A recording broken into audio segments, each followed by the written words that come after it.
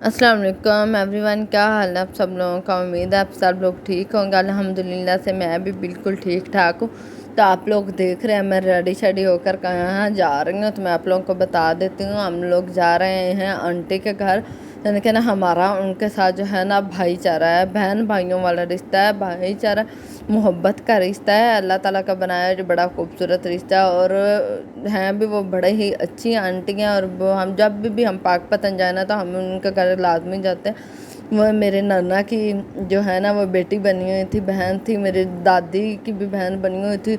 और जब भी हम जाते थे ना उनके घर ना लाजमी जाते थे। पहले हम दादी के साथ जाते थे और अब हम मम्मी के साथ जाते हैं, चाहे हम थोड़ी देर के लिए क्यों ना जाना, लेकिन हम उनके घर जो है ना वो लाजमी ही चक्कर लगा कर घर आते हैं। अब जो है ना वो मैं बना रही हूँ कढ़ाई कबाब, क्योंकि ना मेरे हाथ के जो कढ़ाई कबाब है ना वो बड़े ही ज़्यादा पसंद है। तो मैंने मम्मी को कहा था जब मैं आऊँगी ना तो तब मैं आपके घर आकर ना सबके लिए बनाऊँगी। हमारे घर भी सब ने खाए हैं, लेकिन वो सारे फिर इकट्ठे थे ना, तो मैंने कहा मैं बनाऊँगी। तो फिर ये कढ़ाई कबाब के लिए जो था ना वो मैंने मसाले में प्याज, नमक, मिर्च, सब्ज़ मिर्च, गरम मसाला, कूटा हुआ ज़ीरा और ब्रेड ये डाले। और बाद में जो बोनलेस चिकन था ना वो साथ साथ डाल के ना अदरक लहसुन का पेस्ट डाला और घी डाला।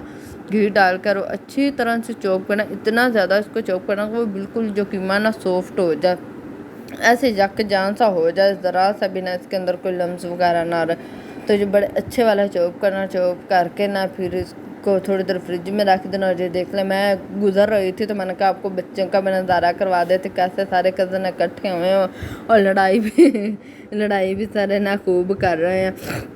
तो कबाब का मसाला बनाने के बाद अब मैं बना रही थी चिकन टिक्का की मैरिनेशन कर रही थी। तो उसके लिए मैंने 1 चम्मच अदरक लहसुन का पेस्ट पड़ा था, वही मैंने डाला। उसके बाद है आधा लेमन डाला, इतना बड़ा लेमन था वो, तो मैंने ना हाफ़ ही वो डाल दिया। उसके बाद टिक्का बोटी का मसाला था, ये तकरीबन 2 को चम्मच होंगे, वो मैंने डाले। ये सुरख मिर्च 1 चम्मच, कुटा हुआ ज़ीरा, गरम मसाला, खुश्क धनिया, नमक और ज़रदा रंग जो है ना वो मैंने थोड़ा सा डाला। वो कलर ना बड़ा प्यारा प्यारा सा हो जाता है। वो डाल के उसको अच्छे से मिक्स करके इसके अंदर चिकन को डाल के ना 1 किलो से ज़्यादा ही चिकन था, डाल के ना मैंने इसको अच्छी तरह से मिक्स करके ना तकरीबन 1 घंटा मैरिनेट होने के लिए रख दिया। जो कबाब थे ना उतनी देर वो कीमा भी सही हो गया।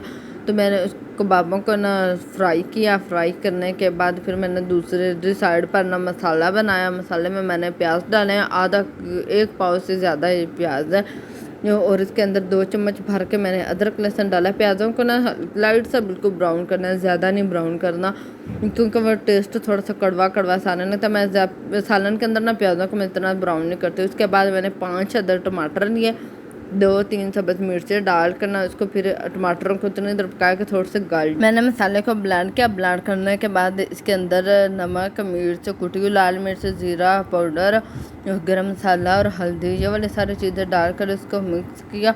और मिक्स करके ना इसको मैं जब मैं भून रही थी ना, इसकी भुनाई थोड़ी सी अच्छी करनी थी, लेकिन वो ना इसके छींटे मेंढक की तरह ना फुदक के ना मेरे हाथों के ऊपर आ रहे थे। मेरे हाथ भी ना 2-3 जगह से काफ़ी ज़्यादा जल गया।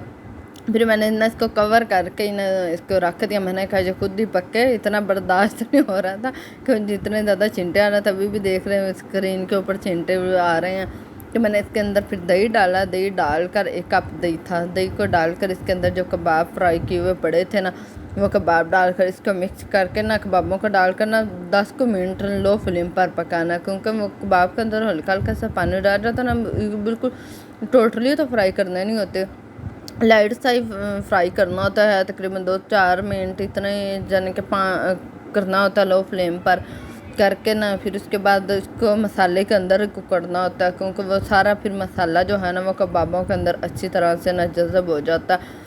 तो साथ में टिक्का भी बन गया था, इतना मज़े का खाना बन गया था। मैं कमरे में फ़्रेश होकर नहा नहू कर ना मैं कमरे में आ गई हूँ। और अरीब सोया हुआ था, इतना प्यारा क्यूट सा लग रहा था ना। वैसे सोए हुए बच्चे बड़े प्यारे लगते हैं। और फिर साथ में सारे खाना लगा रहे थे। अब जो खाना भी लग के देख सकते हैं, कबाब मसाला था, टिक्का थे और बोतल थी, सैलड था, रायता था, इतना मज़े का सारा खाना बना हुआ था। ये मैंने अपने हाथों से बनाया था। खाना खाना तो मज़े का ही होना। यार खाने की ना सबने इतनी ज़्यादा तारीफ़ें की हैं और इतना मज़े का खाना बना हुआ था ना। मेरी मम्मी जो बड़ी मामी है, दूसरे नंबर वाली मामी, मामी राबिया, उनको ना मेरा खाना बड़ा ज़्यादा पसंद आया, उन्होंने बड़ी तारीफ़ की। और ये मेरा वाला कज़न जो है ना, जो बोतल का इतना ज़्यादा शौकीन है ना, इसने सबको बोतल डाल के देख ना बाकी सारी अपने पास रख ली, कहते ये तो मैंने पीनी है। तो मैं जो है ना वो बोतल शोतल की इतनी शौकीन नहीं हूँ, लेकिन मैं ना बस कभी कभी थोड़ी बहुत ही पी लेती।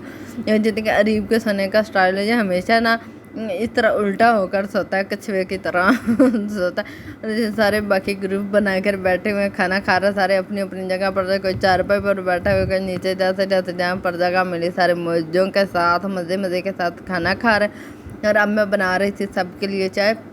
बड़ी भांजियों का यही फ़ायदा होता है कि खाला का और मामियों का फ़ायदा हो जाता है।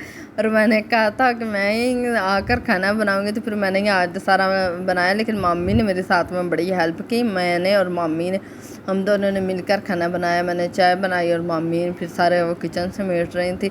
और जहाँ पर मेरी अम्मी और खाला जो है ना वो घर आने की तैयारी कर रहे थे, और चाय को मैं इतनी ज़ोर ज़ोर से फेंट रही थी और आग तेज़ थी और चाय सारे नीचे गिर गए।